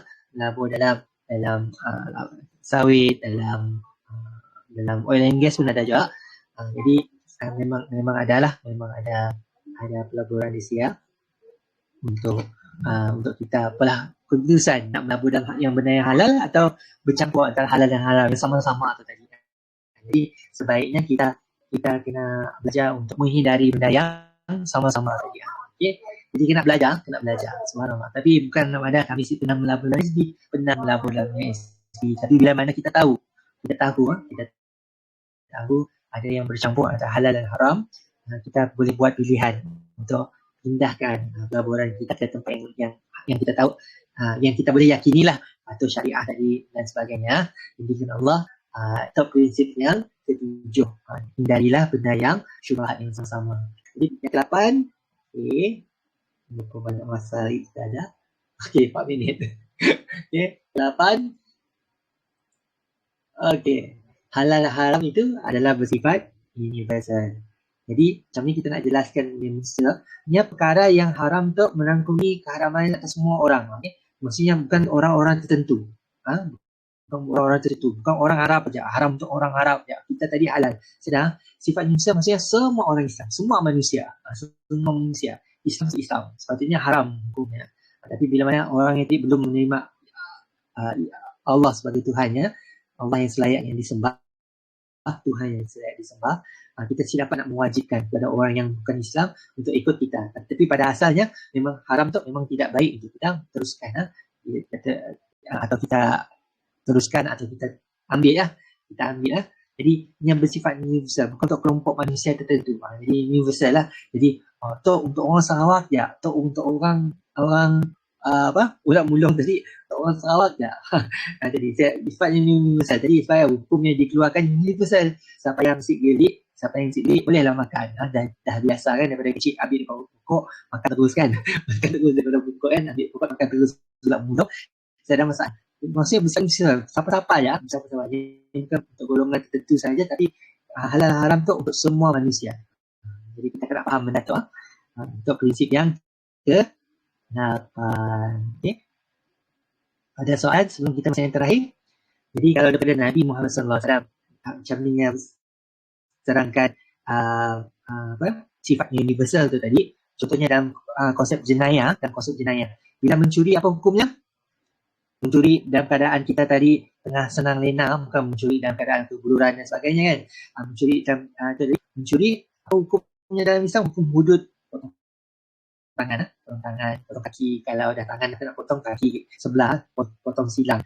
Jadi subhanallah, mencuri itu satu yang haram dalam Islam. Jadi macam ni Nabi sebutkan dalam satu hadis, Nabi sebut dalam yang diriwayatkan Al-Bukhari, demi Allah, Nabi bersumpah demi Allah, seandainya Fatimah binti Muhammad, anaknya sendiri Fatimah mencuri, saya aku akan memotong tangannya. Kadang-kadang bahawa dia sekira pun untuk keluarga diraja ke, keluarga Sultan Brunei ke, Sultan Mesir ke, Sultan Raja Mesir kan, Raja Mesir, Raja Saud, sekira siapa yang akan tetap hukum mencuri itu tetap sama. Okay? Bukan kami nak mengutuk sepatutnya bila sebutkan halal dan haram, sepatutnya saya dah kira darjat, saya kira siapa bangsanya, saya dah kira warna kulit dia. Saya kira hukumnya tetap sama untuk semua orang. Okey, apa yang dipertanyakan? Tempat tangga. Okey. Kami tukar sikit. Where's my mouse?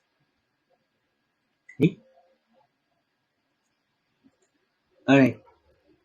Okay, line putus. Subhanallah. Di sekolah agama. Hantar cucuk lah ya.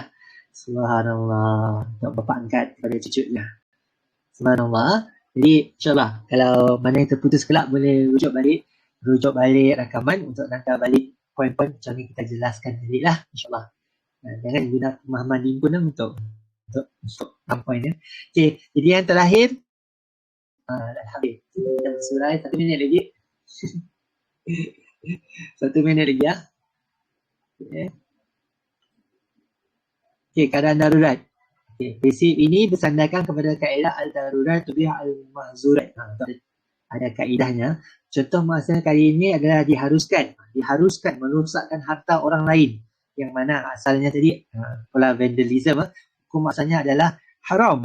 Jika dia dipaksa dengan paksaan mulji, itu paksaan hingga menghilangkan nyawa. Kalau kita si rosak harta benda tadi sebab kita tengah diugut kan, boleh menghilangkan nyawa, menghilangkan anggota badan, keluarga, harta benda dan sebagainya, maka kita diperbolehkan untuk dalam konsep darurat. Ini adalah satu prinsip halal dan haram menurut Al-Qadawi, menyebut bahawa walaupun Islam telah menangkap perkara yang haram dan melarang keras daripada melakukannya, tetapi Islam juga tidak mengabaikan keperluan hidup, keperluan hidup dan kelemahan manusia. Kadang-kadang kita iman si cukup kuat kita si sanggup untuk mati lagi, lagi dosa kita dan sebagainya. Maka dalam keadaan mulji, keadaan dipaksa, dihukum untuk dibunuh dan sebagainya, atau ancaman nyawa, dia siap makanan lain dah, dia ajak makanan yang ada kan, makanan, tapi bukan makan sampai kenyang, makan cukupnya untuk hidup saja. Jadi prinsip ini berasaskan Allah berfirman, sini datang hukum tu bukannya usul Al-Qadawi kredit yang saja dia tulis. Okay.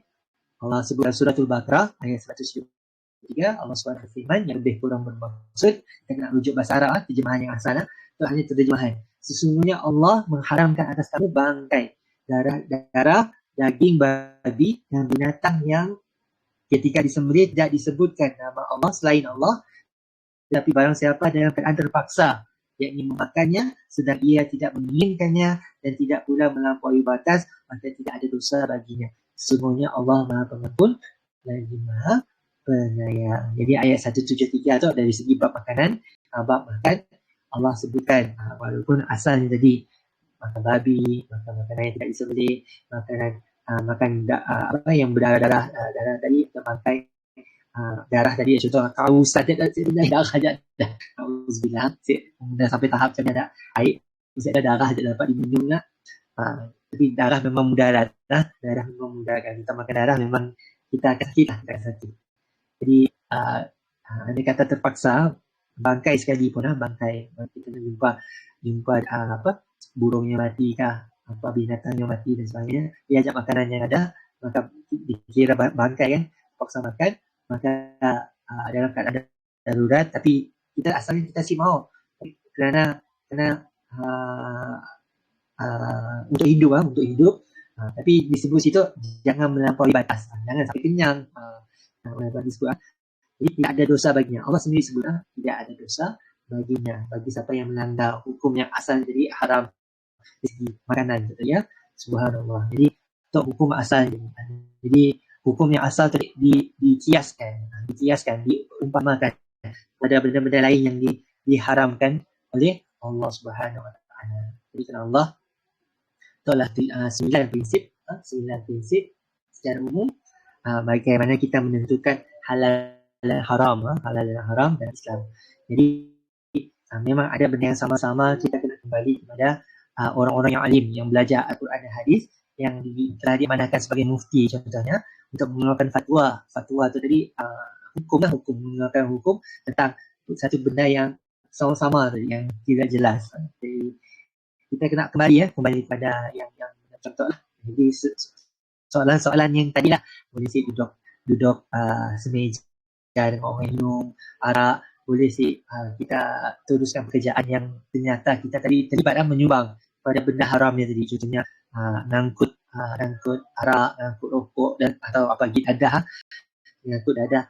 Sama je konsep kan, sama je perumpamaan universal, bersifat universal, hukumnya tetap sama, pada asalnya haram, tapi bila mana darurat, hanya ya ajak kerja kita ada. Jadi cari sikit lah sampai jadi kaya raya, kita kena kerja kita kaya raya. Jadi betul juga benda yang berlebihan, melampaui batas.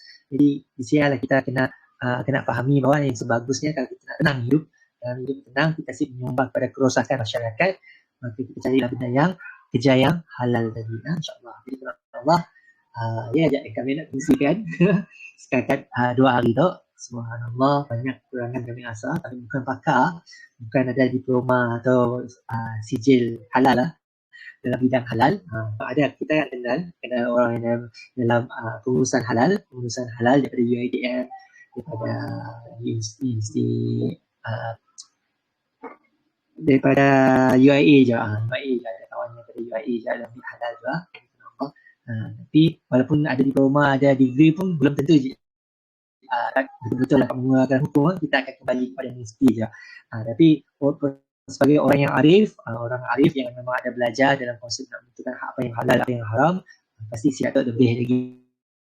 Jadi dengan kemampuan yang kami ada, dengan modul yang kita ada di bawah Hidayah Center, kami kongsikan 9 prinsip dan kita menentukan halal dan haram. Memang mungkin ada yang tanya apa yang boleh makan, apa yang boleh makan.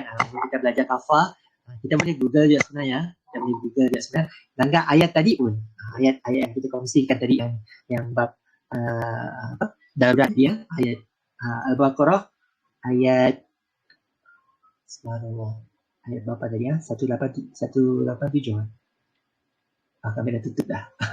Dan suratul Baqarah tadi yang dalam keadaan darurat tiada dosa baginya, disebutkan siapa tadi kita boleh makan babi, kita boleh makan bangkai, kita boleh makan darah, kita boleh makan benda yang tidak disembelih atas nama Allah.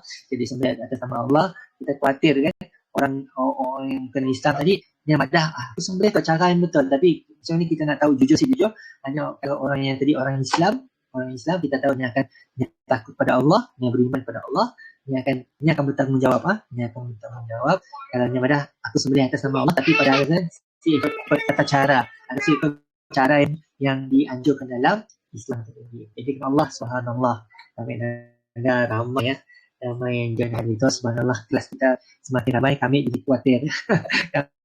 Kami pula jadi khawatir bila ada kelas kita besar, kerana selayaknya kami belum hidayah untuk mengajar macam tu lah, mengajar secara umum. Tapi dengan kemampuan, dengan pengalaman yang ada, berdasarkan modul, insyaAllah kami cubalah ajar ikut sebagaimana kita kata Nabi kita sampaikanlah walaupun satu ayat kan.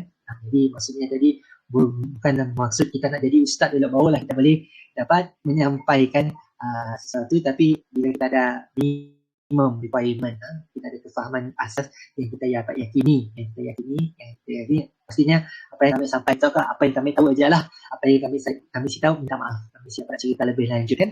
Jadi kami ikut just berdasarkan apa yang telah ditulis dalam modul dan ikut kefahaman yang kita ada, insyaAllah. Jadi kan Allah kalau ada nak tambah, insyaAllah sebelum kita bersurai, ada yang nak tambah ke sikit kepada atau nak menegur ke atau yang macam sebelum tu lain je yang dia ajar berusaha tu, boleh kita boleh kongsikan bersama-sama, mungkin kita boleh perbetulkan apa yang kita telah sampaikan, sebab bukan kita tak manusia aja kan, kita tak hanya manusia saja. Jadi sungguh pun ustaz yang kerja di JAI sekalipun kan, kita tak manusia, tidak terlepas daripada menyampaikan benda yang mulah salah silap lah, mulah kesilapan. Jadi Allah, kalau saya ada soalan, rasanya setakat ia aja. Okay, tahniah kepada semua yang hadir. Kami panjatkan tahniah kepada kita orang. InsyaAllah untuk hasrat kami sebelum pertengahan tahun tu, kita akan adakan graduasi ya. Kita akan adakan exam. Kita akan ada exam. Macam exam lah. Siapa yang nak dapat CJ lah, asas kepahaman Islam, CJ asas kepahaman Islam. Kita telah ada rakaman, ada slide-slide untuk tadi. Kita akan buat exam guna Google Form. Google Form masing-masing lah. Masing-masing isi. Jujur lah. Masing-masing jujur lah. Jangan nak open book pun saya ada masalah lah. Open book pun maksudnya tadi ada belajar. Open book pun maksudnya tadi ada belajarnya, ada kepahaman kat saya. Jadi kita akan sediakan soalannya, masih diusahakan. Kita masih usahakan untuk angkat 3 modul, 3 tahap tu tadi. Kita ada macam sidak di sekolah, sekolah kanak-kanak sekolah kan, setidaknya ada kafal kelas asas fardu ain, kelas asas fardu ain. Kita untuk yang dewasa tadi kita ada kafal lagi untuk kita. Dan di situ kita usahakan untuk ada pengiktirafan, ada pensijilan. Atau kita pun saya ada paksaan, tapi insyaAllah siapa yang telah dapat pengiktirafan, kita akan usahakan ada hadiah juga. Bukan sahaja pensijilan, kita sampaikan hadiah juga kepada mereka yang yalah, alhamdulillah atas ganjaran kita orang ikut kelas setiap minggu, ikut kelas nanda balik rakaman dan sebagainya, usaha untuk ulang kaji kan, sikanlah ada hadiah kan. Kita ada buat majlis convocation untuk saudara-saudara baru kita yang walaupun baru saja memeluk Islam, bukan lahir dalam Islam, tapi setidaknya ada asas kepahaman Islam, ada asas fardu ain yang perlu diketahui. Dan dalam menjadi seorang Muslim yang kafah tadi, Muslim yang menyeluruh, bukan atas nama aja nama Islam, tapi cara hidupnya, kefahamannya, apa yang dipercayainya, bukan mencerminkan orang yang sepatutnya Muslim tadi, yang mengaku Allah sebagai Tuhannya. Jadi Allah, itu saja pengungsian kami untuk insyaAllah kita akan berjumpa minggu hadapan. Kami akan live daripada Kuching, kami akan bergerak ke Kuching pada hari Jumaat. Kita akan ada induksi daripada Kuching. InsyaAllah kita akan teruskan kelas-kelas kita. Mungkin tengok macam ni jadual kami hari Sabtu. Nanti kita akan buat sebelah malam. Okay, dari segi fizikal, kita boleh pola kelas. Kami tengah usahakan pembantu sebenarnya. Pembantu kami dah hadar lah. Kita akan usahakan kelas fizikal di pejabat atau di masjid-masjid. Di pejabat atau di masjid-masjid untuk kelas tadi lah. Untuk macam Tuan Jeffrey, mungkin pula kami akan tanya dengan Imam Maulana kalau yang bersanggupan, kita akan pula kelas. Tapi mendapat kumpulkanlah sebab bila nak fizikal doktor nak kena nanggar kemampuan macam kita online ni kita daripada Niah ada online, daripada Mahudi online kan, daripada sini jauh walaupun kami di Wisata Perdana kita dapat berlipat secara dalam talian. Tapi bila fizikal maksudnya tadi orang yang dekat lah dengan tempat dia kan, dapat dia jadi hadir. Jadi kita kena tangga punya macam pengalaman kita kerja lah Tuan Jeffrey. Waktu kita datang pejabat hanya 3 orang. Jadi kadang-kadang dekat berbaloi untuk mengadakan kelas fizikal hanya 3 orang atau sampai 10 orang lah. Mungkin kita ada 10 orang, kita boleh teruskan kelas ya. Kita kumpulkan kelas, mu'alah di Dutong. Kita adakan kelas di Dutong atau kelas tangga macam ni. Macam Ustaz Syahrul ini di Tudan. Kami akan tanya semula kebenarannya, komitmennya adakah dapat meneruskan kelas saudara baru kita di area Tudan tadi. Subhanallah. Jadi insyaAllah kita ada 38 buah masjid di negeri tu. Dan siapa-siapa yang dekat Taman Tunggu memang ada kelas ada kelas fardu ain untuk saudara baru dekat Taman Tunggu, Masjid Al-Firdaus setiap hari Sabtu semalam lah, tidak salah ya. Bergantung yang dianjurkan oleh Ustaz Himawan demo secara fizikal, belajar mengaji, belajar mungkin ada tajuk juga. Yadim ada modul setidaknya juga. yang mana boleh diikuti je lah, boleh diikuti dan dipelajari. Selain daripada yang setahu kami Masjid Bahagian Miri. Masjid Bahagian Miri, Masjid At-Taqwa di bawah Hajar Syida. Kalau rakan-rakan pun ada buat kelas. Cuma lelaki yang kami beberapa maklum lah, ada kasih pembimbing lelaki kan, sebab kebanyakan sidanya wanita. Jadi kena Allah, itu saja yang dapat kami kongsikan. InsyaAllah kelas bersemuka. Sebagai di Tuan Jeffrey tadi, insyaAllah kita akan usahakan dekat Jabat Hidayah Center di Piasau. Di Piasau pula, mungkin kita akan anda hari apa yang sesuai yang dapat orang datang. Okay. Dalam bila kami ada pembantu juga lah, membantu juga untuk kita. Sebab walau macam mana sekalipun, kita kelas online tu kita akan teruskan. Kelas fizikal pula macam ni pendekatannya. Adakah kita berdasarkan kitab, macam sebelum tu dicadangkan oleh Ustaz Syarul, ada kitab yang boleh digunakan yang sesuai untuk mu'alaf tadi. Dia mengaji Al-Quran, kata Syeda masih gunakan buku Iqra 1 hingga 6. Jadi kita ada modul untuk belajar baca Al-Quran untuk Hidayah Center. Kata Syeda kami hanya gunakan Iqra, pendekatan Iqra 1 hingga 6 untuk mula mengenali huruf, tanda-tanda kan, tanda-tanda dalam Al-Quran sebelum kita dapat baca ayat Al-Quran secara teruslah dalam Al-Quran. Jadi kena Allah dah 11.45. Jadi kami mohon maaf, kita tangguh dulu kelas kita untuk hari Minggu tu. Sekali lagi kami ucapkan tahniah kepada semua yang bersama sampai ke hujung.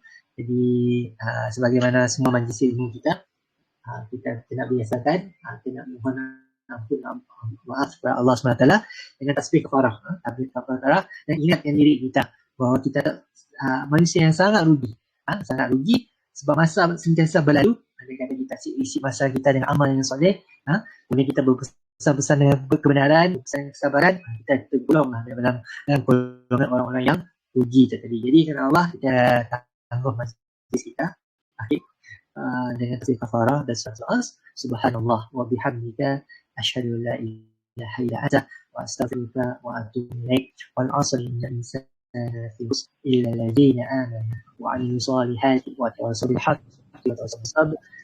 InsyaAllah teruskan, jangan jelak, ibuh jelak orang ada ibuh jelak, belajar dengan Hidayah Center sama ni, sama Nabi. InsyaAllah setiap Sabtu Ahad bermula jam 10 pagi, melainkan kita ada ubusan tadi kita akan tangguhkan insyaAllah. Jadi kalau Allah, itu saja daripada saya. Wabillahi taufiq wa hidayah. Wassalamualaikum warahmatullahi wabarakatuh. Assalamualaikum warahmatullahi wabarakatuh. Terima kasih, Ustaz. Waalaikumsalam.